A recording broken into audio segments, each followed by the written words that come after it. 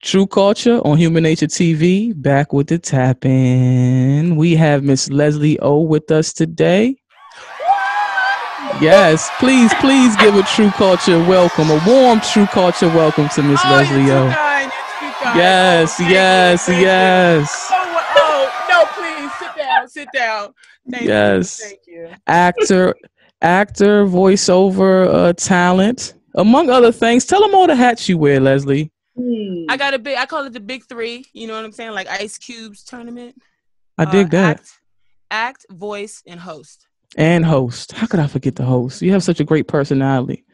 You know, I have my co-host here, my partner in shine, Miss J. Sade, still rocking with me for the tap in. Absolutely. And Leslie, you have such a big presence. It's so amazing. It's immediately disarming, and it's just like inviting. I think your personality suits exactly what you do to like a T. Most definitely. Thank you very much. Yeah.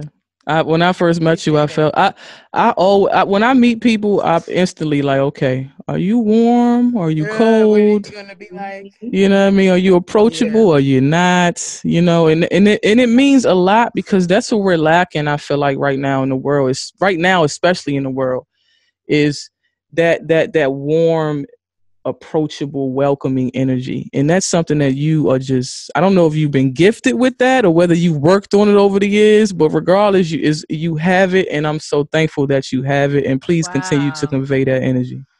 Thank you so much. That is a beautiful thing to say. You're welcome. You need credit for that, because we don't give enough credit out for the real things. You know what I mean? Being a good human being is something people should get credit for. So we want to make sure we give credit where it's due, for sure. Thank you. You're welcome. Now, I've wanted to ask you, like, because honestly, I don't know any voiceover actors or talents other than you. You know, and to me, it's just fascinating what you do. And I don't know. I feel like I don't know enough about it. And we're going to get into knowing a lot about it with you today. Hope you're going to go ahead and school us on some things. But the first thing I want to know from you is, like, have you always had a passion for voiceover acting? And I just want to know, has it always been your passion? Because it's something that's just not okay. You know what it is? It was more of a discovery. Like how she said, my personality matches exactly what I do. A lot of my personality coming up or growing up over the years have been things that have been off-putting to people. Like you say, I have a bubbly personality, right? But most of my life, people would say, she's too bubbly. You have too much energy. You're too, you understand what I'm saying? So it was something that I started to look to see, well, where are the characteristics that I naturally have that I can build on? Where else do I see them? What industry? I struggled for a long time trying to figure out exactly what it was I'm meant to do. Like, you know what I mean? Administration, that's the business that I have. That's what I developed, and that's what I'm good at. But I was like, what am I supposed to do? Right. You know, that's fulfilling and that serves. So it was a discovery, and it came around 2011. Wow. Well, that was a long time ago, though. But that was voiceover 2011, acting 2006. Okay. So you started acting first. That was actually going to be one of my questions. I feel like my next question probably is Actually, I started modeling first, then I started hosting, then acting, then voiceover. So overall, in the whole industry, you know, I've always been a part of the creative industry, and as I've gone through it, I've just discovered which are my strengths and can I build on that and then add that to the repertoire. I've always been a talker. I've always been silly and like to and reenact things, and I've always liked to crack jokes, and I'm good, and I always like the social events, so I'm good at hosting people, you know. So that's just a people's person. Yeah, bubbly personality. Some people's person. But some people can't take. I've found in my life that some people just aren't. We're so used to like low vibrational energy. We're so used to people being, especially Black women, not speaking their minds and being more reserved. So it's just really people aren't used to somebody being so bubbly and outspoken and warm. Like I'm not. It's so many people out here right now that are just so standoffish and not warm that it's like, hold up, are you an alien? Like what is? Where'd you come This from? doesn't feel. This feels uncomfortable. So because it's something that they're not used to, it's like an uncomfortability level that is set. You know, and I feel like you're awesome and keep doing what you. I know you're gonna keep doing it regardless, but. Keep doing you. Keep being who you are, man. It's a beautiful thing for real, sister. I appreciate that. Thank Especially that dope. And you got the lyrics too, man. Like, so, you know, caught me off guard, honestly. I put something out. Yo, thank you. I mean, dope. You spit a dope rhyme on the end of that song for CC, man. Song for CC. Song for CC by Uptown XO. Shout out Uptown XO. Y'all go get that culture over corporate. XO. Culture over corporate. Yeah, man. Culture over corporate all day, baby. Independent, changing the game, baby. Yeah, y'all go cop that for sure. Listen, all Uptown XO, man. Elu. Everybody ain't like you. Everybody ain't like us. But how was that process? Say that again. I said cultureovercorporate.com. Yes, cultureovercorporate.com for sure, man. Go buy everything on that joint. Support the cause, man. It's a real deal.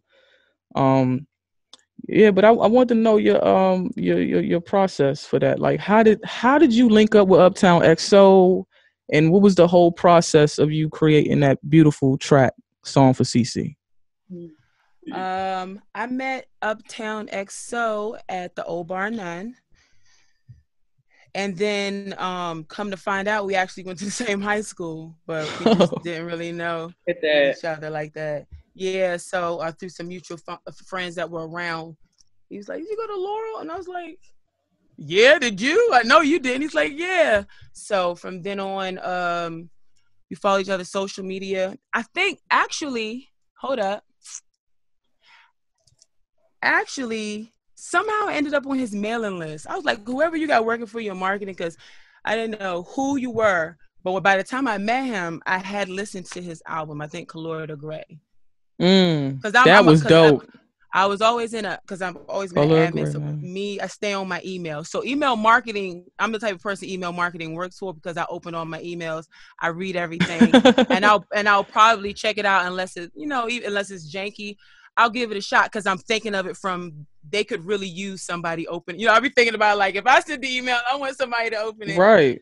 So I opened it and I was like, DC, mind you, I came out of Bar None, so it started off as poetry and then it started adding and changing into rap. First it was like conscious rap, then it was like in between conscious and cool, then it was just straight up everything. Like it was a transformation, right? Mm-hmm. So I had heard a lot of whack DC artists Man. by the time I got that email.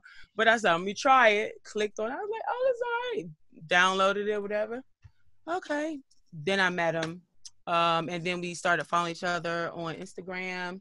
And one of my specialties that I created for myself within the voiceover world is album collaborations, right? Partnering with other artists to augment their album with interludes, skits, spoken word, intros, and outros. So I had worked with another artist, a Nigerian cat up in New York named Eli Fola, on like this house African drunk beat dance track, and I posted it. He saw it. Then we started talking. And I said, oh, you like that? You should consider, because I was on my marketing, you should consider adding something different to your album, add voiceover. And then he sent me the track. And then I was like, oh, okay. And then I already was ready to go. I sent it right back. And that was that. Wow. So Song for CC came together just like that? Mm-hmm. Wow. You listening to that track, that's why I was so curious, because I know Uptown XO is super talented. So but I was just introduced to you by way of that track. And I was just super curious to how did that happen? Like, how was the process to know it came together so easily? I mean, that just shows how talented. But this is over the span Oh, you mean the actual part that I wrote came easy? Oh, thank you. I mean, I thought you was talking about the whole story. You talking about just the time it took for me to write it? Yeah. The time it took for you to write that and the process and everything and linking up. I mean, yeah. I mean, back when I used to go to Barn, I used to write more. I used to write more when I was younger. And I'm but I always have something to say. So, but the beat was so sick. Oh, shout out to Drew Dave. He produced the whole album. Shout out Drew And Dave. he just dropped another album for himself. What was the name of that one? I should know it. I'm trying to think of it. I always forget titles. I need to stop doing that. Hold on, because I downloaded Bandcamp because of him. So man, I Drew like Dave is a serious talent, man. What is it called? He put his foot in that production, man, all the way in. 79, and you can find him. But he has then when I went on Bandcamp and then I saw others by Drew Dave, he has 6-7 albums on there. And you know what is really good when you want to hear music, you don't really want to hear anybody talk, or you want to get motivated, or like when I'm setting up to do an interview or a class, but I got to do it on Zoom or a self-tape, and I got to set up all the lights and everything like that, I play Drew Dave. Because it's a groove that keeps you going, but it puts you in a vibe, you know what I'm saying? Puts you in your own vibe. Yeah, I haven't heard a bad beat from him yet. I haven't. I have not, man. And he's definitely a super talented individual that people need to pay more attention to as well, man. If you need to beat, holler at Drew Dave, man. He gonna cite you. Absolutely. For sure. Absolutely. That's good to know. I'm always looking for a nice groove sound. Yeah, you definitely should download it, and then make a donation. You know what I'm saying? Yeah, always make a donation, whatever you can do, man. $1, $5, it's all of it is important. Yeah, don't feel bad if you can only do $5 or $1 or whatever. Just do what you can do. Play your part. Yes. Do our part. A big thing for me though is anxiety, right? So as an artist, how do you handle anxiety? I don't have anxiety in that kind of way. Awesome. Hey, that's everybody doesn't have anxiety though. Mm-hmm. Yeah. I know that I wanted to do my best. I always want to do my best. I want to know that what I turned in, is that good enough? If it's not good enough, don't just take it and keep it and then talk about me behind my back or throw it in the trash. Let me know and then I'll do it again. That's always been my attitude towards everything that I do. So, yeah, but I wouldn't call it anxiety. I would call it just how you feel before you perform. You know what I mean? Yeah. So you get those butterflies and everything, but you're not necessarily having a panic attack or nothing. I'm not gonna take off. Right. The butterflies actually all right, we in it. When I get butterflies, what reassures me is that I'm doing something better than I did yesterday. Right? Because you don't get excited about stuff that you already did, and you don't get excited about stuff that you're doing. You get excited every time you ascend to the next quality of the next level. So if you have anxiety, with that, boom, do that. That is beautiful. I'm so nervous. It's more people than I'm used to. Yeah, it's more people than you're used to. Right. That's a good thing. Right, that's a real point. That's a great perspective that immediately puts you in an empowering position. Mm-hmm. I love that. Biggest challenge as a voiceover artist, what is it? Or just in general, as an actor, as a host, what are some of your challenges? Just in general, just as Leslie, what are my challenges? As a host, as a voice actor, as an actor. What is you could talk about your challenges in your real life as well, because as a Black woman, no, a lot, but... no, I didn't mean that. I just wanted to get more clarity. Do you mean you're saying it doesn't matter what field, just as far as the artist, correct? Yes. Correct. The biggest challenges. Oh, well, I do a lot of traveling.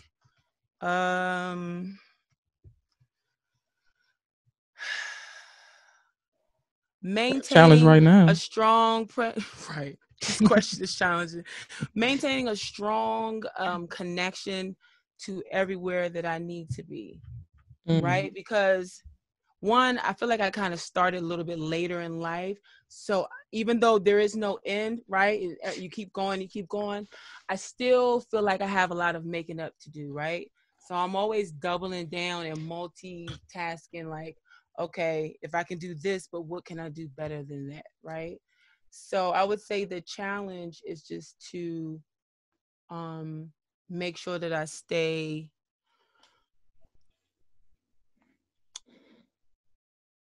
very specific at all times, because specificity drives you towards your goal. And when you're open to receiving everything, anytime somebody comes and throws an idea, it can knock you off. You're like, oh, you know what? Maybe I should try that. Distractions. It's like, no, this is the path. So being specific, this is what I'm going to do. Okay, then break down what are those four big things that get to that, and then break each one of those four things. You know what I mean? That's something. That's also something that Dame Dash said a lot when he was doing the Popperton University on a regular basis to independent, independent creatives, how to make money with, doing your passion, looking cool, being cool, selling cool. But, if you make a good quality, just keep on doing it and you'll see the results. But you have to be specific. Yeah, that's real. That's real right there. So shout out to Damon Dash, man.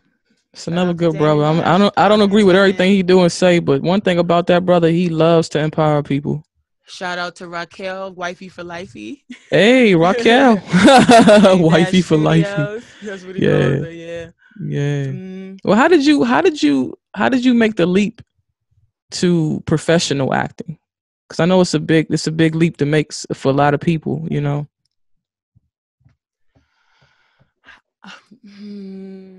I would say because when I decided to go hard at it and really start studying and learning the ins and outs, I was able to do the training part and the studying part at the same time where I was actively doing acting. If that makes any sense? Yeah. So that way it's like on the quasi downtime of being active acting, I can go to the studio and I can start recording and getting used to doing this and setting up profiles and that kind of thing. So while I was at the Lee Strasberg Theater and Film Institute, shout out to Method Acting in New York City, the thought had been planted in my head 2011, right? I was a hostess at Eatonville on 14th Street. Oh, shout out Eatonville. Why I hosted and waited, but I was a hostess this day. A documentarian came into the restaurant and said, wow, you have a great voice for voiceover. At that time, I had started acting, dibbling and dabbling, right? Because, anyways, I was dibbling and dabbling, nothing too consistent, but regularly every year I was doing something. So I was like, okay. So as I was going on auditions, casting directors or maybe the director or the producer would be like, do you do voiceover? Do you do voiceover? So when people kept asking me in the professional industry, do you do voiceover? I was like, I need to do voiceover. How do I figure that out? So then fast forward 2017, I went to Lee Strasberg Theater and Film Institute, and one of my method teachers was a voice actor. So I asked him. He referred me to a voiceover casting director who does classes and different types of programs. I did an intensive with him just to see, all right, and learn, that it's expensive and that it's hard to break into, but once you break into it, you can do really good. All of the challenges, how to be in the booth, how to work, all of those different things packed into an intensive for like 5 hours or something.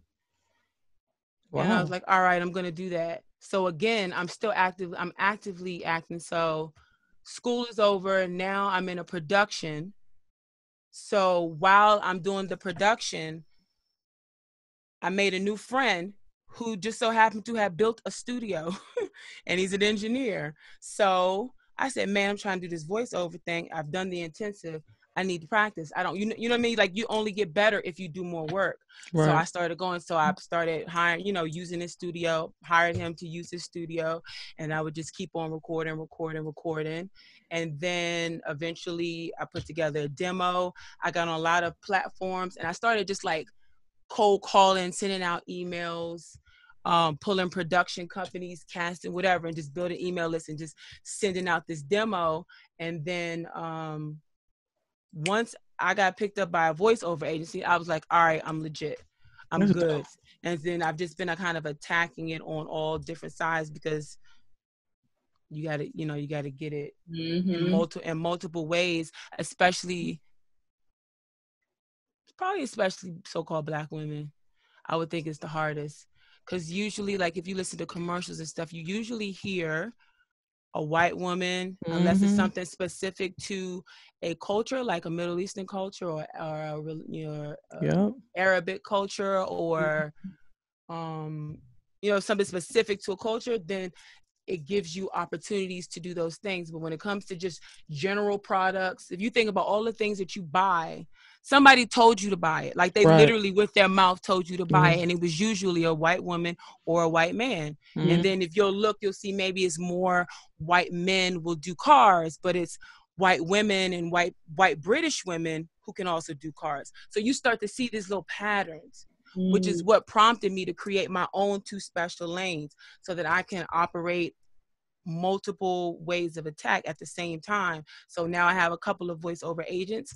I'm doing it the audition route, but then I also am on voiceover platforms. So I'm doing it just when you come route. Then I'm doing it on the Leslie O voice, as in I'm literally reaching out, cold calling production companies from all over the country. I just did an audition for somebody I reached out to on Friday, sent me a script today. I did it literally right before I came on Zoom. He's in Indiana. Stop.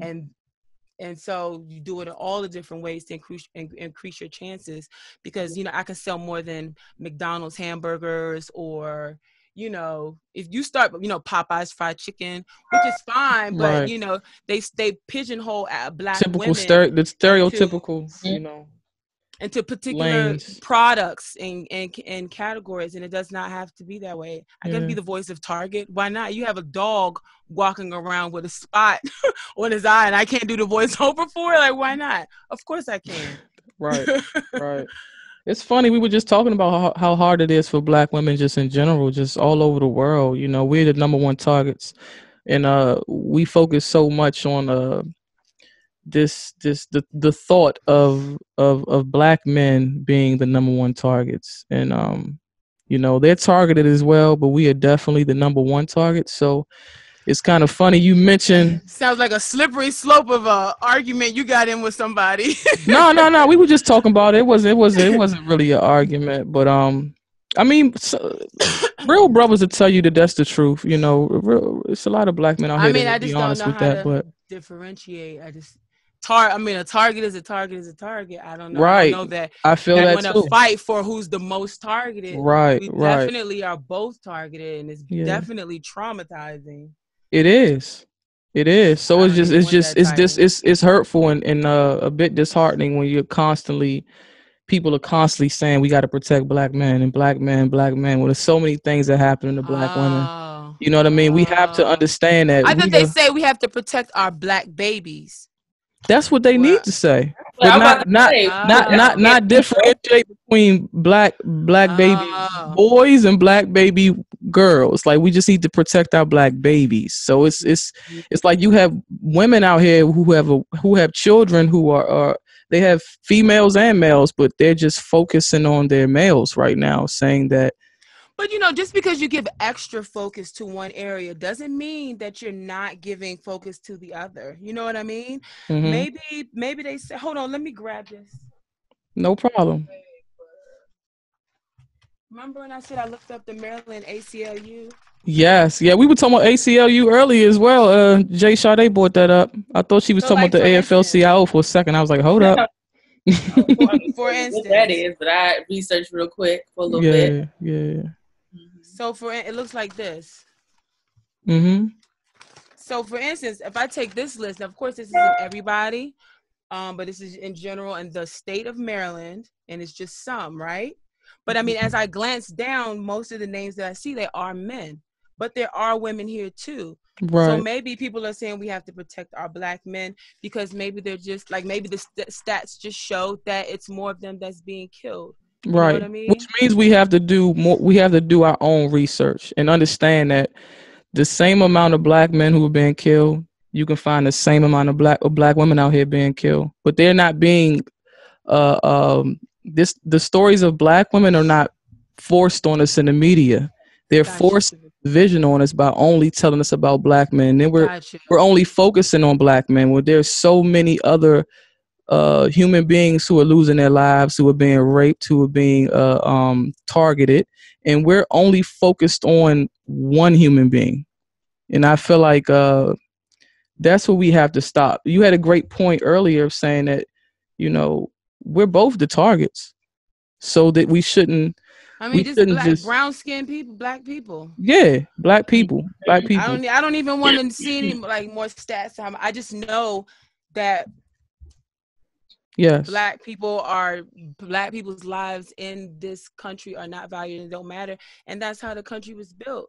And that's how it's consistently been, and no matter how we see it. So it doesn't matter what the number, like I already know it. I know that they can be killed. You know what I mean? It doesn't matter to me what the numbers are, if it's the same or what I see. We know it. So it's just like, okay, now that we know, you know, then what? And then everybody just something about it. Whatever you're good at, that's what you offer. You know, to the whatever. That's the part you play, right? Solution. Right. That's the part you play and towards the solution. Everybody don't have to get on the mic. Somebody has to, you know, send out the marketing. Somebody has to organize the telephone list and the petition list, and somebody has to keep a database. Now let me ask you this. Let me ask you this. If you, I'm not. Do you have children? Yes, I have a son. He's 11. His name is Marley. Oh, Marley, man. That's dope. 11. I love that number. Now, I'm going to ask you this. If you also had a little girl, right? Mm-hmm. Would you as a mother separate it and say, okay, I having a Black son, I have to now change the way I do things because I have to focus on protecting my Black son? Or would you say that having Black children, I would have to focus more on changing how I do things, and because I have to protect my Black children? Like, would you separate it and divide it and distinguish your son from your daughter, and only mention your son when you're speaking of the fact that we have babies that need to be protected? How would you handle that situation? Or would you mention both of your children? Probably not gonna like this answer. Whatever you say is this. You have a right to say how you feel, baby. I love your answer already, and you haven't even said it. Well, because you can't protect your kids. There is no protection. So I have a niece and I have a son. So I tell them, like, yo, act crazy if you want to. Cops is out here killing Black people. White people are killing Black people just on GP. There isn't anything you can do. There is no way that you have to behave or act. That's what happens. Every time this conversation comes up, it gets turned around on the people that are being victimized and oppressed. Oh, you need to do like this, and hopefully the white man, he'll just stand still like this, and then maybe he'll think you're dead, like you're a plug or something. Like, no, if a person is racist, they're racist. You can't, if a racist cop, if a person who wants to kill you, if a white person who wants to kill a Black person, they're just out there looking for people to kill. It doesn't matter what you do. It doesn't matter how you walk. It doesn't matter whether you have on a hood. There's no reasoning with them at all. It doesn't matter that it's dark at night. It doesn't matter that it's a nice neighborhood. It doesn't matter if you talk back. Doesn't matter if you have a weapon. Doesn't matter if you don't have a weapon. Doesn't matter if you're in a car. Doesn't matter if you're in a truck. Doesn't matter if you're inside. Doesn't matter if you're outside. Doesn't matter if you're in the yard. You understand what I'm saying? Mm-hmm. It's not about us and the difference between the men and the women. It's the racist sanctioned murders. That's the issue. Right. And that's even like a new that's one of my proposals. I mean, I don't know who I'm proposing it to, but it's stop saying police brutality and say sanctioned Black murder, because that's what it is. It's something that's allowed to go on and encouraged, specifically Black people. It's not police brutality. What is brutality? Is too broad of a term. Oh, that was brutal. You could have lost real bad. That's brutal. You understand what I'm saying? No, it's murder. Call it what it is. No, that's murder. I see that. I see that on a regular basis, and it's sanctioned, meaning there's no consequences for it. You don't get punished for it. You know what I mean? You get to keep your job, and you get to do it again.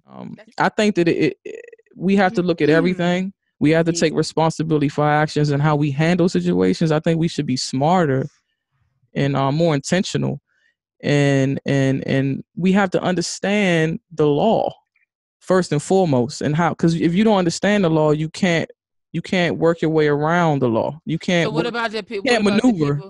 You can't maneuver. You mean as far as instituting a change with the law? So you have to know the law. Is that what you mean, or you mean as people are walking around on the streets that they should know the law? It's something that we should know. It's something we should, as we walk around. I mean, the basic laws, people don't even know. I mean, don't get me wrong. There's 1 million laws on the books. There's actually over 1 million laws on the books. So there's no way we could sit here and know every law, but just basic laws. Just basic laws. Like my rights. Yeah, but what are my rights when the police? But you don't have any rights. That's my whole point. It doesn't matter. It doesn't matter what the current laws are, because all the laws are built is to keep people foot on your neck. The laws are created against you. The laws were not created for us. They were created to keep us down and to keep us in check, and to murder us and try to maintain a population, because we outgrow other ethnicities' population rate. The laws are not for us. Lawyers get hit upside the head all the time. They know the law. And the law is not going to stop you. The only thing that can stop somebody from taking your physical person and doing whatever it is they want is that you will have the ability to physically protect yourself. That's it. You can't. You can't with words. Okay, sir, but I'm a thing, and I'm a judge, and and I just bang. It doesn't matter. It doesn't matter.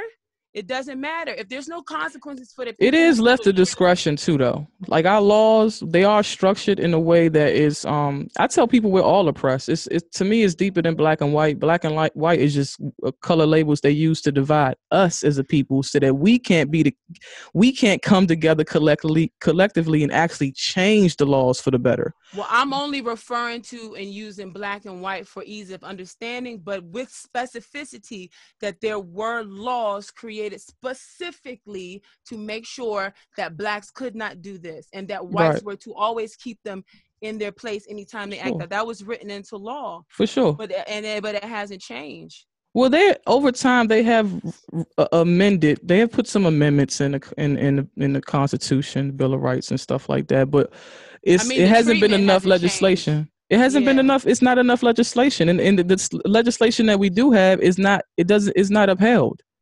It's never going to be enough legislation. Oh, that's how you really feel? I'm trying to tell you, it's nothing. You can write all the books. Just what year was that they said, oh, the civil voting rights amendment or something is getting ready to expire, and we need to vote so that it don't expire. Since when do you need they're using the wrong words. Since when? It's civil. That's because it's civil rights. What we get caught up in is this maritime, this Latin law, this civil law. There's no such thing as civil law. So yeah, you're right.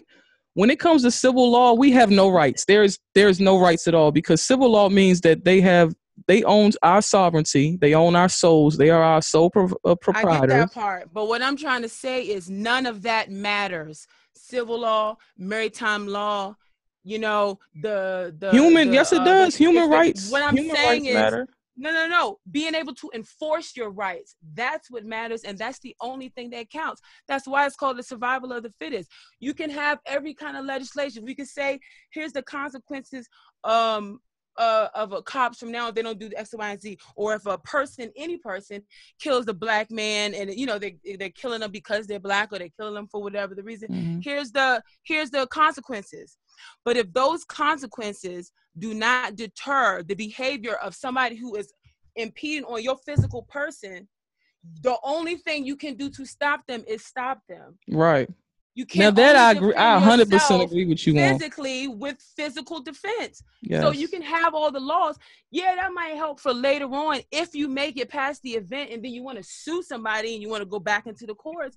But the point is that we want to be able to walk around in the moment. You're right. In the moment, and we got to protect ourselves. You cannot do that right now, and you can't do that with no laws. The only way is for you to be a motherfucker that somebody don't want to fuck with. The same way why you don't see black people riding up on white people all the time, just out the blue for no reason. So the same level of confidence that white people walk around with, but see, they walk around because they can enforce their because they're backed up by the law. No, because they're backed up by the police, the government, the That's military. The law. Those are the people that uphold it, that carry out law. No, that's not the law. They enforce the law.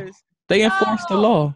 Against black people. It ain't about the law. Listen, they have the ability to point a gun at your head all the time. Because they're enforcers. Right. For white people. So that means it's not based on the law. The law, if the law applies to every people, why are only white people's rights being defended by the law? That's the thing though. White people, it's white people out here that are treated the same way they treat black people. They're pitting us against each other with this race. But I'm not against a race war. White people. I'm not. Well, no, I know you're not. You're too good of a person to be against white people. I know you're not against white people. But what I'm saying is we use white so much, and it's a distraction from the true nature of how this is structured and what this is rooted in. It's rooted in oppression, period.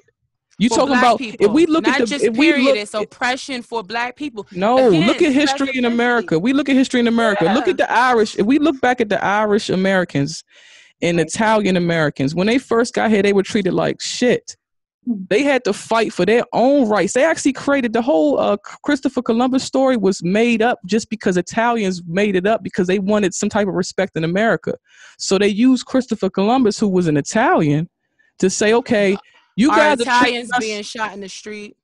Well, what I'm saying is Irish being shot. But this is what I'm trying to say is even though people may have come here as foreigners and poor, that's because they were poor. But once they started figuring out that's how the Americans start making money. This is the reason why the first Civil War happened in America. For everybody but black people. What I'm trying to say is it's important to say the difference because it is the difference. That is the difference.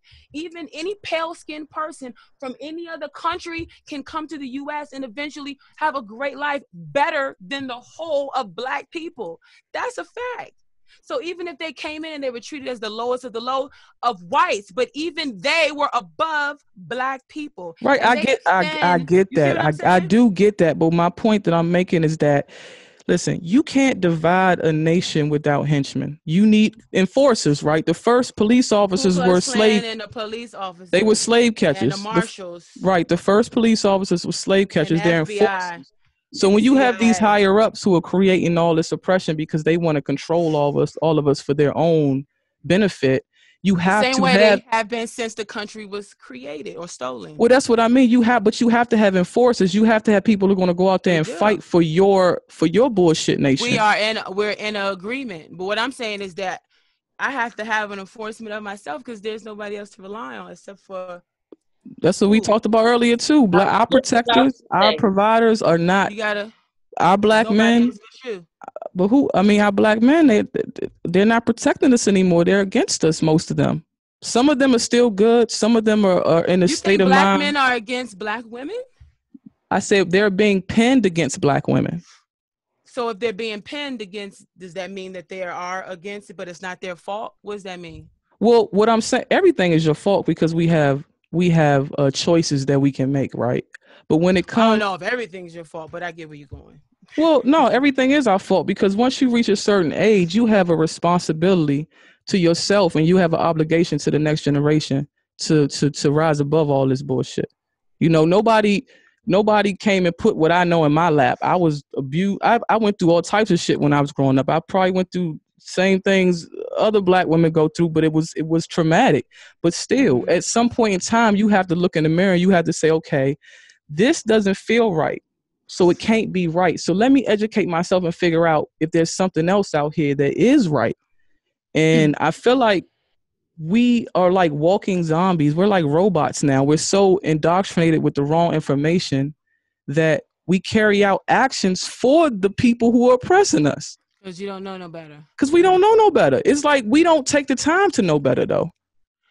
Yeah, but again, like, I hear you on you're responsible for things, but you just have to realize, like, okay,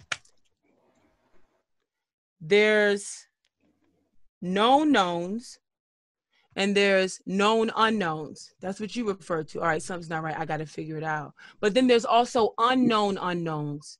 And you can, but I'm saying it's counterproductive to attack a person who don't know what they don't know, or assume that they know what they don't know.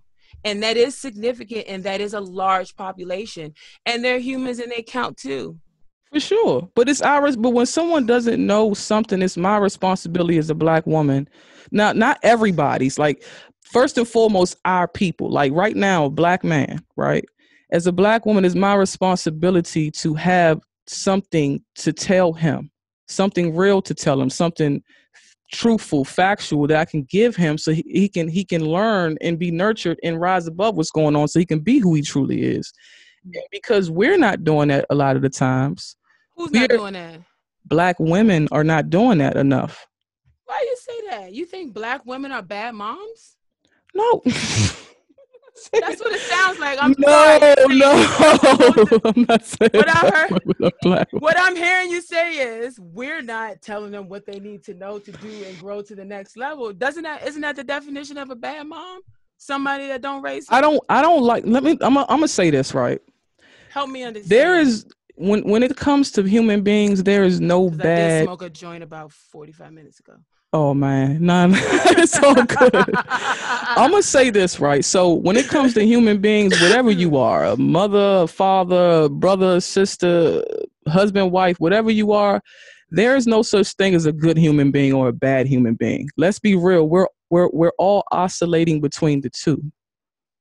We're all doing, like yesterday. So does that mean that there's no such thing as a bad mom? There is a such thing as a bad mom. Yeah, okay. Because. So, yeah, but I'm telling you that that's not what I'm saying. That's not what I'm saying in this moment. I'm not saying there's not such a thing as bad mothers.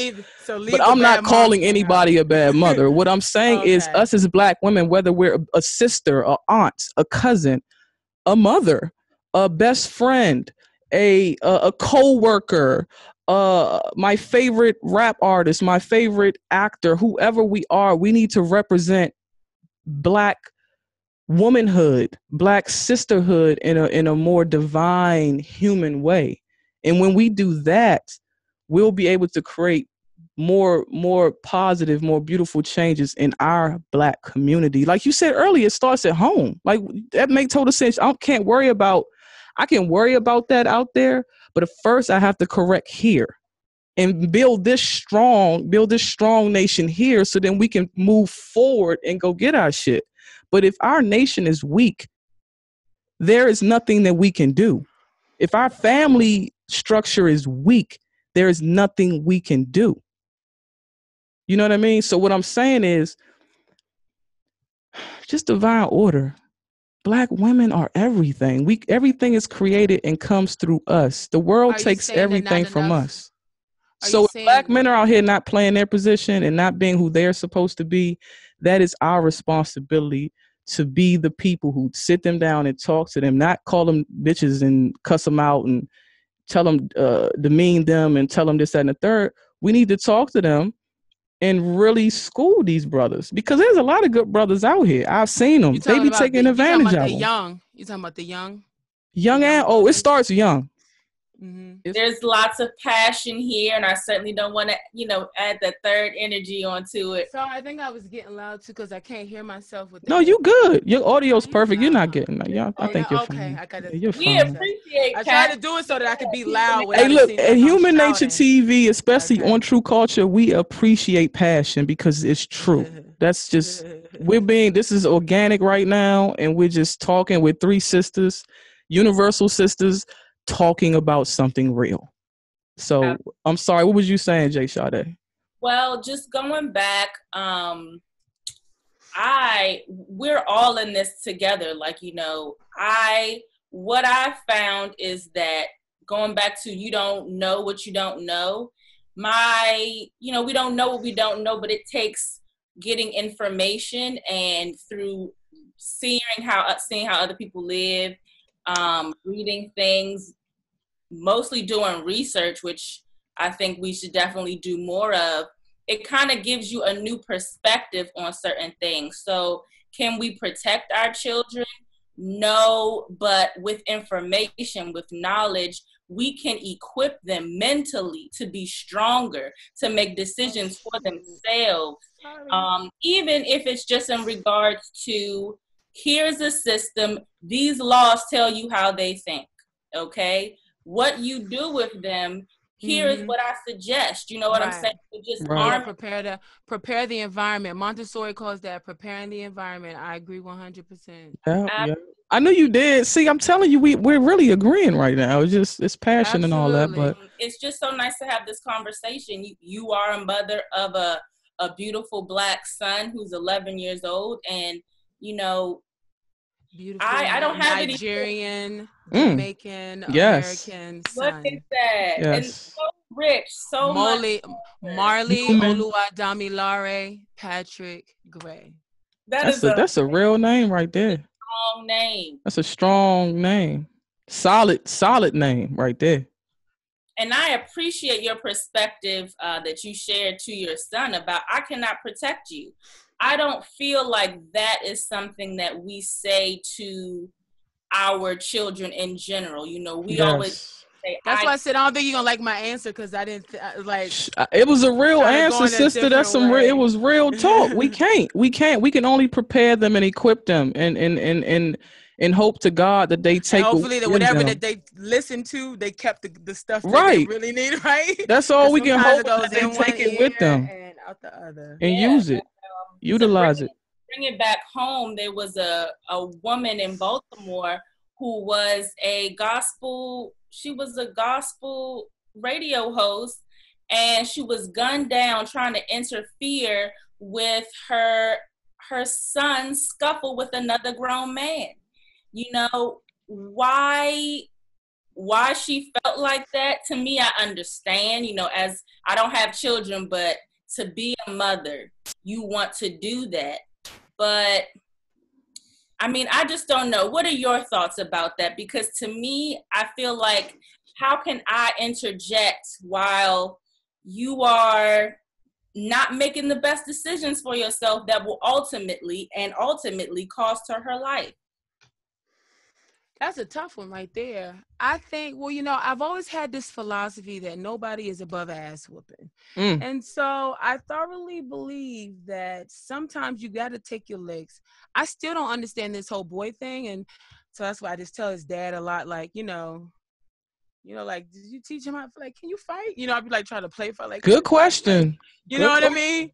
And I'm like, it's not my job to teach you how to fight. I mean, I'll fight with you now that I see that you really can, because you do need to practice. And then I'll talk to his dad, like, y'all need to do that. But if he was now in the situation where he's fighting not somebody his own age, I would let them fight. But now that it's a grown person, that's overboard. Tricky. That was OD. Because let's say, was I there to see what caused the fight? Was my child out of pocket? And again, like I said, nobody's above ass whooping. Sometimes a kid could be mad disrespectful, and if an adult, you know what I'm saying? Maybe you know, do something like really, really crazy, and somebody smacks the shit out of you. Did you deserve the slap? Right. Exactly. I think we should stop getting physical with people, though. We've seen enough of that. But she said about interfering, because at the same time, this is a man, this is a little boy, so you still don't want a grown adult actually beating down on somebody. Well, no, they were two grown men. Oh, two grown men. I thought you were saying there was like an old person and a young person. They got like chastised by like a. Two grown men. This lady. I just feel like as Black women, we're always the. She got in a fight. She got in the middle of a fight with two men.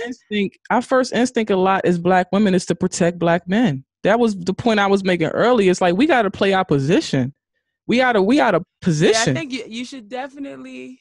But again, even I think that I guess my thing is I'm not really big on too many absolutes, right? So even in that situation, whether it was my son or whether it was my homie, yes, you let two grown people fight, right? But you don't want to, if your friend is losing, you don't allow them to get beat up so bad that maybe they end in a hospital. Like maybe you can walk away with bumps and bruises, but not a hospital admission. Real talk. So I do believe that you should intervene at certain stages. It's just not absolute. And then it's intervening a certain way, and an attempt counts no matter how it turns out. I'm not physically putting my body in between the two of you, but if I see something I can hit upside the head of the other dude, I'm gonna do that, because either way, like, we're together. I'm supposed to have your back that you make it back home today. So you I think it's crazy to murdered in a street fight. Right. I'm standing there watching. I'm not gonna do that. I just think we should start diffusing situations. I feel like, back in, I'm gonna be real. Like when I grew up, I wasn't about to fight in front of my mother. Like and it's been times where as though things have happened and I could have took it there in front of my mother with somebody else. But because that was I feel like the children nowadays, they would do whatever in front of their parents. And I feel like that's the difference right there. It's like, why would anyone feel comfortable arguing and fussing and fighting in front of an elder? And then why is the elder sitting there allowing, like, I'm just going to diffuse the situation. If I can't diffuse it, if my son is not respectful, or daughter isn't respectful, or friend, auntie, whoever is in the moment that's carrying out that act, like, if they're not respectful enough of my word to hear me talk to them and they listen to me, then whatever happens is fitting to happen regardless. So I'm not about to be a part of it. You know what I'm saying? I feel like absolutely. It's like we put ourselves in harm's way too much. We're too precious. We bring life into this to the world. We have so many responsibilities as Black women with everything, and I feel like we have to stop sacrificing our lives over dumb shit. So you think Black women interfere too much in dangerous situations where they should probably use their words more? I feel like Black women interfere in situations where they just shouldn't interfere in. Period. The only way that situation would have came out in a positive way, or in a way that wasn't fatal, would have been if she tried to diffuse the situation and he had enough respect to listen to her. Because he could have just walked away and went in the house. That's always an option, right? And if that doesn't happen, then you need to leave. Call your uncle. Don't call the police. Call the cop. No, I ain't never about calling no police. Don't call the ambulance. Hold up. You think she should have called the police? No. Okay, I'm about to say no. When you said pick up the phone, I was just like, and don't call the police. Oh yeah, and don't call the police. Call your uncle. Like call a man. Call a next door neighbor. I just feel like back in the day.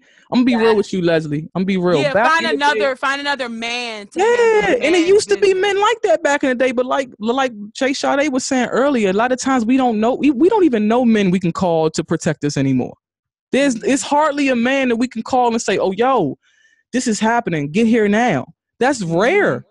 Mm-hmm. We need more of that. We don't need to continuously put ourselves in these situations where we got two dudes arguing and fussing, fighting. I'm a damn Adam, like the label people give me and shit. But even me, I'm not finna go out here and fight no grown man. Do you like that fighting label? Another grown man.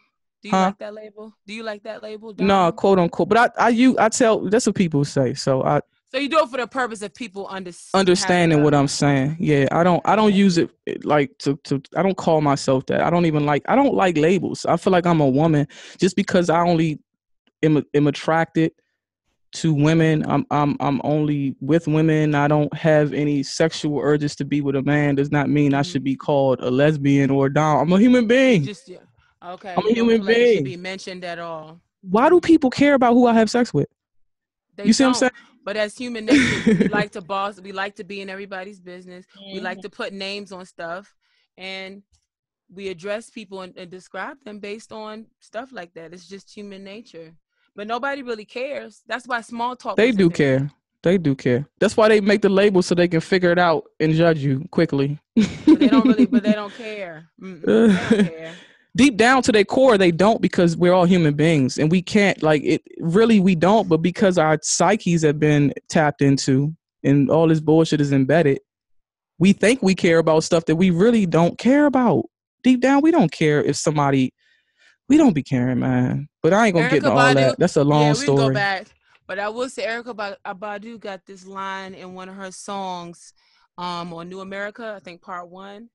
And she said, you don't have to believe everything you think. We've been programmed. Wake up. That's real talk. That's real talk right there. It's real talk. Like a woman like me, we've been programmed to feel like, oh, well, because of how most men speak about us and interact with us. It's like we've been kind of like forced to feel like, men are against us. I don't feel that way though. I love men. But you're saying you hear and you see the rhetoric and you see the propaganda. I see the BS, but I could be that type of female who, like, if you want, hates men. I could hate men because of how they talk about us and treat us in a lot of respects. Definitely, but I don't. I do agree. It's definitely a concerted effort. Like, you definitely have to make an effort to say no. Like, yes. Again, that specificity. I'm not going to throw them under the bus. Right. No, they're not all like that. No, they're still there. Yeah. You know what I mean? Right. Yeah. They try to limit us. Like, my life would be limited if I didn't have males in my life. If I didn't have male friends and males who love me and males who talk to me and care about me and love me dearly and want to protect me and want to if I didn't have that, my life would be totally different. So they like to separate us and divide us because they want to limit us. And really, my life would be sad if I didn't have. And it's nothing to do with sex. That's the thing. It's nothing to do with sex. It's way deeper than sex. Individuals, absolutely. Right. So I do want to get back on Leslie O. Yes, I want to get back to Leslie O because we I feel like I kind of speaking of dudes. All right, yeah, I took you out. I'm about to bring us back. Look, watch this. So, in agreement with you, Waddy, how they seem to pit men and women against each other, and men can do these things and women can do these things, and how it really doesn't matter. I decided that I was going to create the Ludes mixtape. Ooh, yes. Which is a mixtape of interludes. Mostly they were originally performed by men, but guess what? I did all the voices. Yes, baby. Yes, sister. Yes. I thought it would make it. I thought change that narrative. And the Ludes mixtape is dope. Like, thank you. I love that you're cursing. I love that you're passionate. I love that you're just being you. And it's like my shirt is crooked. I've been trying to straighten. A man could have done it. Real talk. A man could have done that, but you did it. You did it, and you showed the power of a woman in that Ludes mixtape. The LudesMixtape.com. Yes, please head to the LudesMixtape.com. I've never heard a project like it before. I've never heard. I made it up, man. And please tell us how you came up with the idea in the process for that, please, because that was a dope idea. Now that one is a little trickier, but it was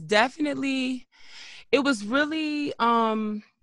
So again, you know how I said that I have to make sure I keep my 3. I got my big 3, right? And I'm constantly making forward movement in each one. They might be at different paces, different levels, right? But it got to be forward mobility.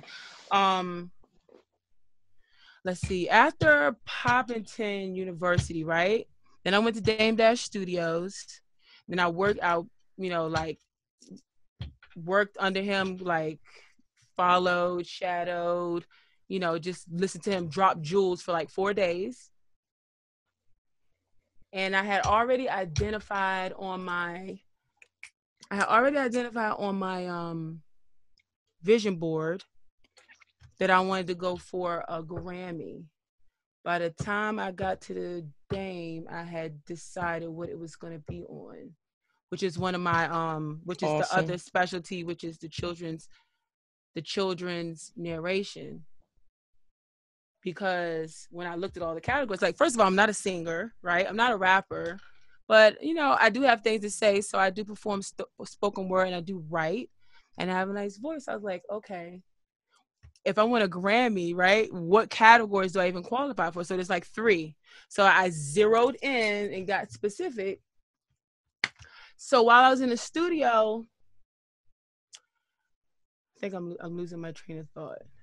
So the Storybook Adventures, And then I was in the studio, and I always break out into like scenes or sketches or stuff like that. And one of the things I always do is tell them why you mad at a mad rapper. So if I see a video or somebody says something, they just seem like they really going on for somebody, be like, tell them why you mad, son. Tell them why you mad, son. Tell them why you mad. And I will just go into the thing. So I think I did that while I was, that the aim was that album, but I was in the studio doing that. And I was like, shoot, I should redo, because I was recreating different commercials, right? So I said, I should redo the Mad Rap. I was like, oh, I should and then I just kind of, it sits with you, and then you think about, the work that you want to do. You have to kind of already have examples of that work, and if nobody has hired you to do it, then you just have to create it. So I was like, I need to create a body of work that is voiceover that I can refer people to promote these two special lanes that I've created. So I had the children's album, and that's my Grammy goal. But I'm like, what about album collaborations? How do I reach out? Because I was DMing, like, after the collaboration, I'll be reaching out, DMing, hey, try something different, maybe send a link to any of the songs that I did.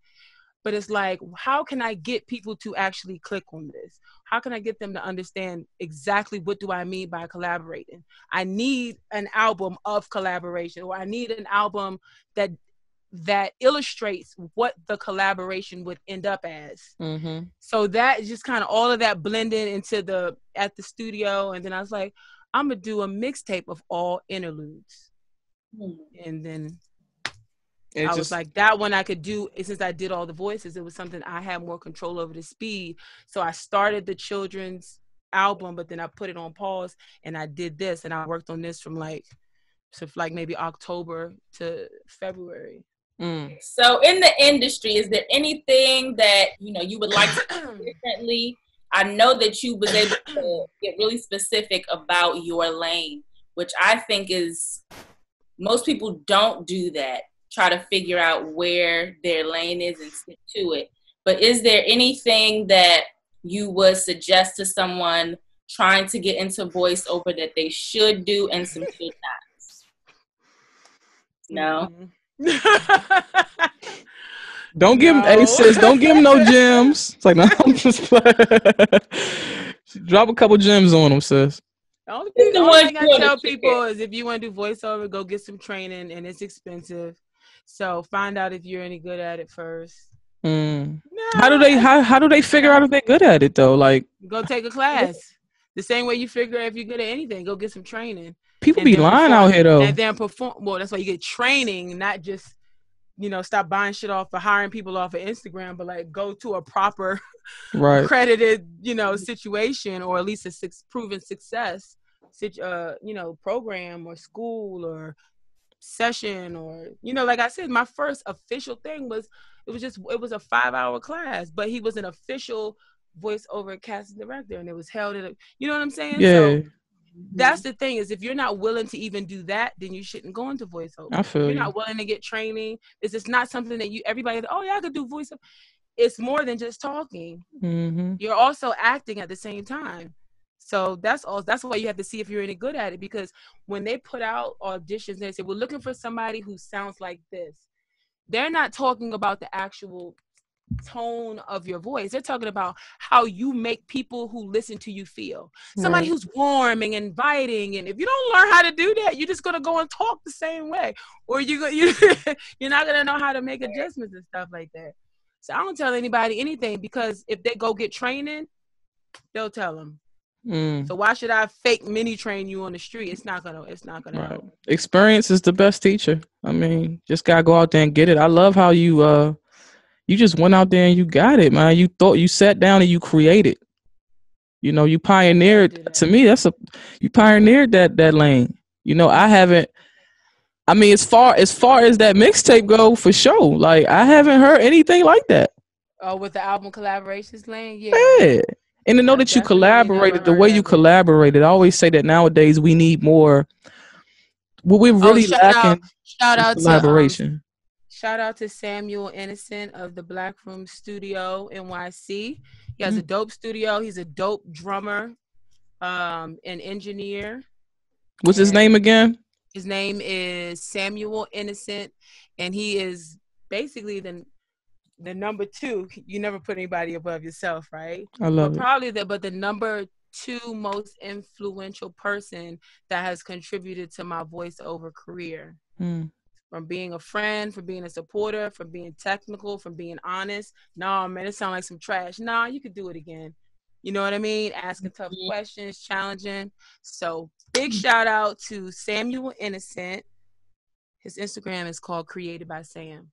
That's what I was gonna say. What's his contact? How do people contact him if they want to connect with him? I think it's underscore and then Created by Sam. Okay, underscore Created by Sam. Yeah, and then the studio I think has a page too that he just rebooted, and that's the Black Room Studio NYC. Black Room Studio NYC. The Black Room. The Black. Studio. The Black Studio NYC.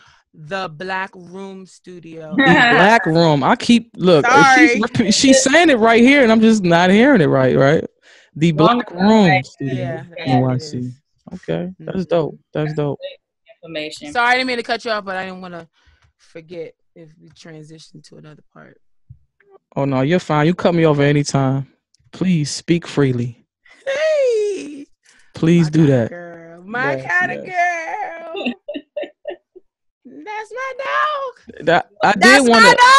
That's my dog. Hey, Miss Voiceover Talent.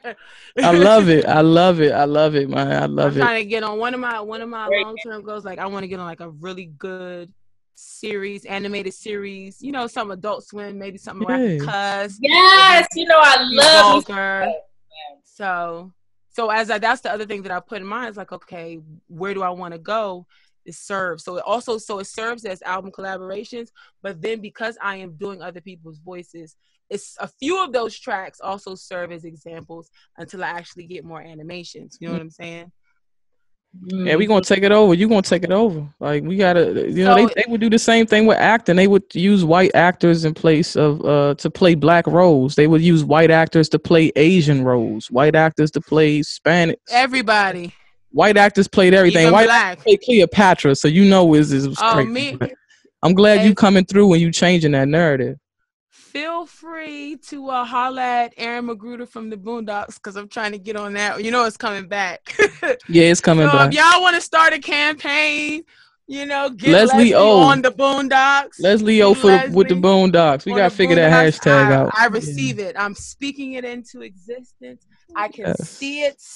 I need all my sisters and brothers out there to tell a friend to tell a friend. Let me tell y'all what his Instagram. The holler at Aaron Magruder, right? Holler at Aaron Magruder. Mention Leslie O. Leslie O. LaBC. You need his new handle is Boondocks Bootleg. Boondocks Just Bootleg. Put it out there. Y'all go ahead and hit up Boondocks Bootleg and mention Leslie O. Yo, put Leslie on Boondocks when you come back, something like that. Yes. You know what I'm saying, tag me, put my thing in it, put Ludes Mixtape in, just put all my shit in there. All of it. Do you think that you need like connections to really fully break into the field that you're breaking into, the acting field, or is this something that you can just do as long as you keep just remain steadfast with your work? I think no matter what industry, you need connections. I think need connections, yeah. But but what my recipe is, what my magic mix is, I don't know yet. You know, it might not be. You know, some people's this much talent, this much connection, this much stick to itness, this much get it. You know what I mean? It could be a mix, but I think everybody. I think so. If you want to get to at least a certain level of regular work, quality projects that you look forward to doing, to have that level of success, usually people help you or give you a break or walk you into a situation or a connection to help you get to the next level. And so that's why we create our own thing, so that we're prepared when we meet that person, whoever that person is. And that's why I always look at this thing, like every time I'm creating stuff, it's I'm putting it out there, but then it's also a part of a portfolio for my big three. So that way, if I meet somebody in this one, then I can point to this, and I can already have it. Boom, here it is, you know? Yeah, that makes sense. So I don't know, but I don't know to what degree, what amount the connections need to be. We couldn't really hear you. What did you just say? Oh, sorry. I said, but I don't know to what amount or what degree the connections need to be. Okay. But people do need connections, and everybody I is, think so. Like you said. I agree with that. Everybody's different. The different percentages or levels or whatever you want to call it, but you definitely need some type of connections to break. I think nowadays in any field. Like, and I'm still in the ascension phase, you know. So, like I told you, like something being on a series like a Boondocks, that would be my next big level, right? Yeah. But I have to get that audition. I have to get that agent or that person who's advocating for me for that role, or know that you know, whatever those degrees. Yeah, it's in combination with, you know, what I can actually do and what I show. But I think so. Do you think that being in the acting union is something that is beneficial, like to get, you know, for people to get a decent amount of work or a good amount of work? Do you think the union helps that for people? I mean, there's a lot of benefits to being in the actors union, the SAG. The SAG act, yeah. But again, it depends on you, what level you are, what you're trying to do, what you're already doing, who your representation is, what kind of auditions can anybody get you, you know. So it's kind of tricky. Non-union work went up a lot when they had that strike. Some, like, maybe that was like 10 years ago. But you know, with being a part of the union, you can only work union jobs. And then, you know, the way you work, it has to be agreed upon by the higher up. So as we transition back, let's say, from this whole punishment situation, you know, SAG has to come into agreement, has to set operating, they set work environment, safety, required protocol for all SAG projects as it relates to its members, right? So all of the sets, all of the productions have to adhere to a certain level of specificity when it comes to how many times stuff gets wiped down, what's the separation, and how are you going to shoot, how are you going to have. So you have to sit and wait for them to come up with all of that. And whereas if it's non-union, you're basically, the production is saying directly to the talent or to the agent, you know, these are the precautions that we're taking. If you agree, then boom, we can get it on. So then somebody would say, right now, it's hot to be non-union. Or somebody would say during the strike, it was hot to be non-union. That helped maybe get your foot in the door. Maybe you want to get more credits first, non-union, and then go to SAG. But then also there's some roles that they're just not going to cast to a non-SAG person. So it's all about how you juggling and manage it. And if you have some guidance, a good team, or you just figure it out to see what you're going to do first. But I know I've asked, and that's not, I'm gonna stay non-union for a little while. That sounds like a smart thing to do. For like, they got too much control over you in the union. At least until I get a decent amount of guest co-stars, you know, a couple of those, because those are the type of roles that you know, the level is you level up. If you want to be on series, you need to already have that same role you've done several times, you know. Right. So that's what I want for myself, is to increase my chances, because once you go into SAG, now you're competing against everybody else that's already been professionally doing this, people that you're already watching on TV. You're competing against those people that were in Game of Thrones, and you and another person, y'all could be going out for the same part. So you want your body of work. You don't even want to be in that room if your body of work doesn't compete, because you're just wasting your time. The only time that happens is, and this is why a lot of people sleep with like producers and casting directors and directors and stuff like that, is when you know somebody who has the power to literally pick you up and drop you into a role. And nobody can say anything about it. No one man should have all that power, man. But that's not the norm. Shout out to the old Kanye, by the way. The old I like the new Kanye. You like the old Kanye? I like the raw Kanye. Right. Shout out to the Ludes Mixtape. The Ludes Mixtape.com. That voice is everything. What's your process for applying for a role, and what does it look like when you receive it? What is that process? Talking about acting? But yeah, voiceover acting, and when you get the role, like when you anytime you get a role, you jump up and down and you scream, and then you learn your lines.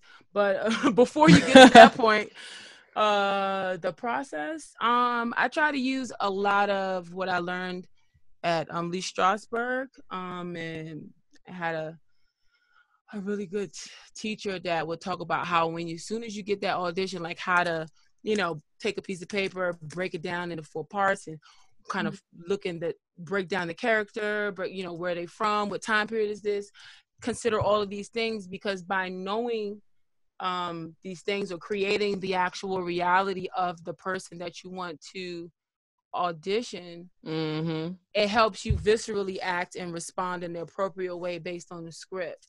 So for instance, if I was going after a role, for instance, I had a audition for NCIS, and it was a self-tape. So for one, I tried to pick a script that the way it looks would kind of be the way that scene would look anyway, because they don't encourage you to try to create scenes in your self-tape. They just want somebody to read the lines and then you read it to them, right?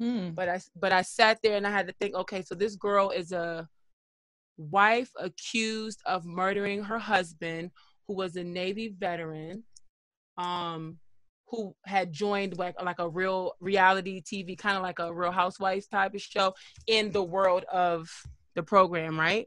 So then I take what I know about reality, I take what I think their relationships are going to be. So then when you deliver those lines, you have already thought about, she actually doesn't respect him. Or maybe if I decided she really loves him, but he doesn't give her any attention, and that's why she went and joined the show. So now she just focuses on herself. You use all of those things that you come up with when you perform the lines. They come out the appropriate way without you having to try to say something different. I like the way you think. I like the way you put things together and your thought process when approaching your work. That's awesome the way you think, for real. You definitely gonna make it all the way. Whatever you want to do in this life, I can tell you're gonna achieve it for sure. And we're gonna do whatever we can do to support you in doing that. Bootleg. That's what we gonna do. Let them know. Yes, we gonna have to do a whole campaign for that, man. We gotta hit up Aaron Magruder. I accept it. I welcome it. We gotta do it. We gonna figure it out. Anything we can do to support you, we gonna do it. So you know what I mean. But you have been supportive though. You always, like, if I say hey whatever, you always check out. So I do appreciate the support that you've shown me without even really knowing me. We met at the show, and you've just been warm and consistent and friendly and supportive ever since, and I appreciate you for that. I appreciate you. Appreciate you even more. You know what I mean? Like, this is what we need more of in our community, especially between, with our sisters, our Black sisters. We need to just be warm and loving with each other. We're all traumatized. We all got PTSD in some way, shape, or fashion, and we just need more love out here. So I'm glad that you're able to reciprocate the love and appreciate the love, because we definitely appreciate you here at True Culture. Absolutely, for sure. True Culture. Do you want to share any projects that you're currently working on, or are they being held secret? Have to mention. What do I have? I feel like I pulled it up in the LudesMixtape.com, by the way. So the LudesMixtape.com, that is up. You can play it on your phone, like straight out of the website, or you can download it. The first one is the whole album. It's only like 18 minutes long. It's not long. Or you can listen to the tracks individually.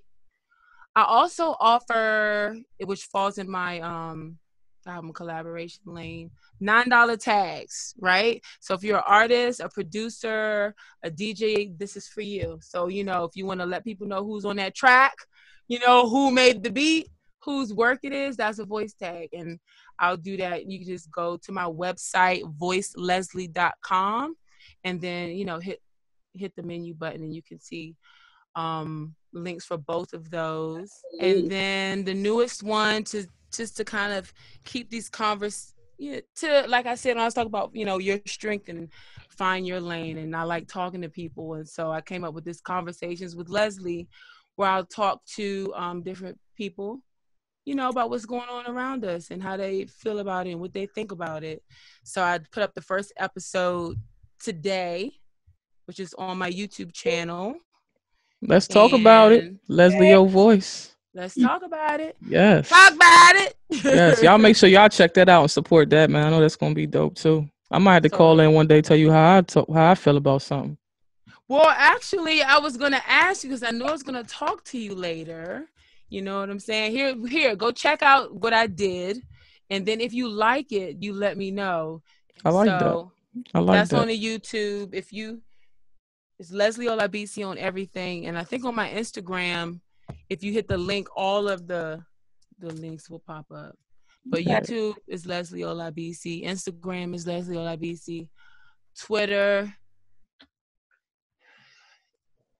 is Essential Administration. Totally. Don't worry about it. Don't worry about that one. Don't worry about the Twitter. And that's Olabisi. Leslie Olabisi. Please spell that for me. I'll do it for you if you want me to. Go ahead. Yeah, you do it. It's Olabisi.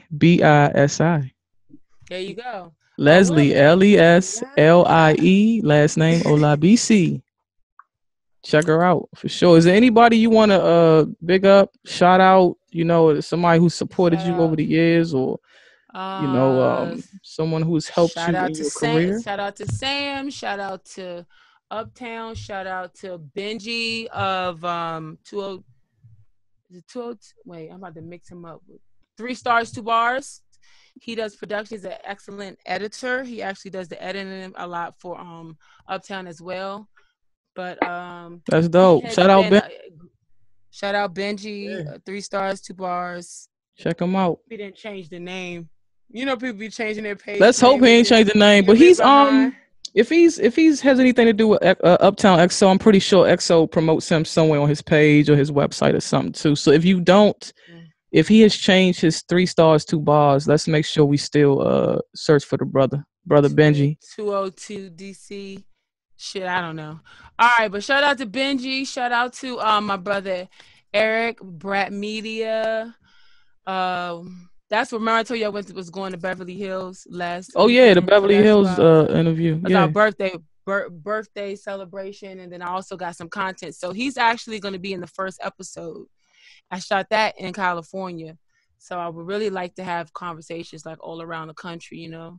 Yeah, that's gonna be dope. I can't wait to be a part of that for sure. We're gonna set something up real nice for you.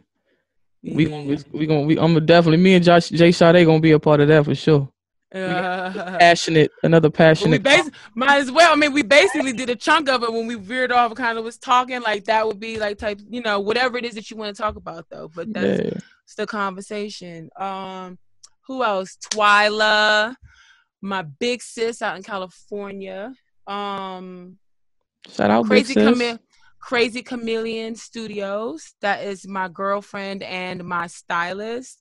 So she's a stylist and very extremely creative. Just always support.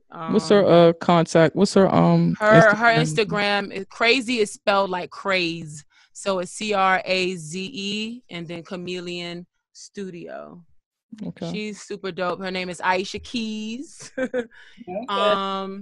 Shout out to my first manager and my friend, and he's what did he get me in? He put me in the Fashion Fights Poverty back in the day, and the UMA. I don't know if you ever heard the UMA Endowment Fund, but they used to do these big white parties every year for AIDS awareness and stuff. In DC, right? In DC, yeah. I heard it. Yeah. So Howard Cromwell. They stopped doing that a while ago, right? A while ago, yeah. Well, that's another conversation, but yeah. Yeah. Kevin shows up to every single thing that I have, if it's humanly possible. And he's used to be just a regular Joe, like lawyer, but he's actually likes acting in the arts and stuff. I think he's doing improv now. But shout out to Kevin Keith, Howard Cromwell, Aisha Keys, Twyla Smith, Eric Kennedy, Samuel Innocent, Uptown XO, Benji, my ex-husband, Patrick Gray. I love that. Yeah, shout out to your ex-husband too. Yeah. But nah, he actually he has a business too. His is the Herbal Cafe. What is the Instagram? That's the Instagram. The Herbal Cafe. I feel like that's in DC, right? That's in DC. I've heard a shout out. Yeah, for sure. Shout out the Herbal Cafe. Yeah, so he has a CBD and wellness shop, and we started a new series. It's called THC Unplugged, the Herbal Cafe Unplugged. So he has different artists come into the shop, and then I host, and then they perform. And that's something that we're just. That was your release party. Did you have your release party there? Something like that. Yeah, because damn Corona. Damn Corona. Everybody from traveling, this damn pandemic, scam-demic tried to set us back, man. We ain't get set back though. We still did our thing. That's why I was determined to get out of here a couple of weeks ago. I was like, give us free. I got to get up out of here. That's dope, man. Well, shout out everybody you just named, man. We appreciate y'all for being supportive and and motivating her throughout her career. Shout out Tap NYC, the Actors Project NYC. That's a theater group that's developed, is created for actors to be able to put on productions, to showcase their talent and get representation. After I left school, I joined that group, auditioned, and got into the sketch troupe, and was able to perform 5 shows off Broadway. And from that, I was able to get a talent manager, a legit agent, and a freelance with a commercial agent. So big shout out to the Actors Project. They get a lot of people on TV and then musical, different categories. They help a lot of talent. Shout out to my cousin Tola for letting me sleep on her couch. Tola, definitely shout out Tola. She like her privacy. She definitely had me up underneath her for a long ass time. She was very gracious and supportive. Deja Craddock, my good girlfriend, who supports and shows up, and her husband for everything that they can. Shout out to Dana, my first official biggest fan when I did the Love Calendar. That's when I started off modeling. Dana and her mother Carol. I mean, she literally is like, "You're supposed to be on the runway." Like from the day she met me, always. So yeah, those are the people in your life, your regular life, that have consistently, or my life and my regular life, that have consistently since I was 17, 18 years old said, you know what, you're a star. I wouldn't be surprised if I saw you on this, or you need to go and do, you're great, you're awesome. And there's only a few voices in a sea of awkwardness and being weird and being different and different from everybody else and taller than everybody else, and my voice was deeper than everybody else, and my feet were big and I was skinny, you know what I mean? There was a few people that those words, I never forgot their sentiments, that never changed, that as I started to progress and say, I think I'm pretty good at this. Am I? Let me go find out. That's awesome. This is what they saw the whole time. So definitely big shout outs to the supporters from day one. I got another really big supporter who actually makes it possible for me to get to a lot of places. Michael Johnson. He knows who he is. Y'all make sure y'all make sure y'all check out Leslie O. Give him your email, all your social media. I think you already mentioned your social medias though. We already made sure we spelled that out for him, but we'll say it again. It's Leslie Olabisi at Leslie Olabisi. Make sure you hit that up. LESLIEOLABISI. And your email address is the same thing, correct? At Gmail. Email address is the same. You can hit. I hate when you're right on the spot and you hit some on your phone and then it doesn't pop up properly. Oh my God. It happens. Has you looking? See, you got me looking. It happens. Yeah, but it's Leslie Olabisi. If you just type in Leslie Olabisi, Leslie O Voice. That's my phone number. You can text right there. Hit her up. My voiceover website is Voice Leslie, so it's voiceleslie.com. That's my voiceover website. And then my everything website is leslieolabisi.rock. So instead of .com, because I rock, I put leslieolabisi.rock. We thank you so much for stopping through and sharing your talent, sharing your stories, and giving us some inspiration and our viewers some motivation as well. You guys make sure you check her out, and I promise you will not be mad about checking her out. You'll be extremely happy. Thank you for your energy and your interest, and exposing me and sharing me to your audience. I appreciate you. You're very much welcome. Very much so. It's been a pleasure to get to know you and have you on the show and to talk to you. Likewise. Your perspective and the way that you think about things. It was really nice and refreshing to hear a Black woman say those things. And, I just hope it offers someone else another way to look at things, because it certainly offered me a different way. And, just seeing you doing what you do has just been inspiring. And I'm so happy to have you on the show. Very inspirational. Thank you. And congratulations to you when you just joined the show, right? Thank you. Yeah. Congratulations. That's a big deal. So you're doing something better today than you was doing yesterday, right? Absolutely. That's a beautiful thing. Big ups. And then your connection to Waddy is going to take you to the next thing. I already know that. I'm there go those connections. My connection to her is going to take our connection to each other. To each other. Yes, exactly. For sure. Building community and sisterhood right now, and so I see that we will continue to do the same thing with other people that come to the show and that we encounter on a day-to-day. Yes, we're gonna leave the day on a positive note, like we always do. Today, I want to say, because of everything that we've been going through, we make sure that we have to maneuver and we have to navigate these things in the best way possible, so we can make it out and go home and be with our family safely and soundly. And I want to give you guys one of my favorite quotes. This quote is by Bruce Lee. Empty your mind, be formless, shapeless, like water. Now you put water in a cup, it becomes a cup. When you put water in a bottle, it becomes the bottle. If you put water in a teapot, it becomes the teapot. Water can flow or it can crash. Be water, my friend. Shout out to Bruce Lee and everybody associated with him, his whole family, his wife, Linda. Shout out to Shannon, his daughter. And rest in peace, Bruce Lee. Rest in peace to his son, Brandon. And y'all make sure y'all stay tuned to True Culture. Brothers and sisters, the revolution may not be televised, but it will be broadcasted. True Culture on Human Nature TV.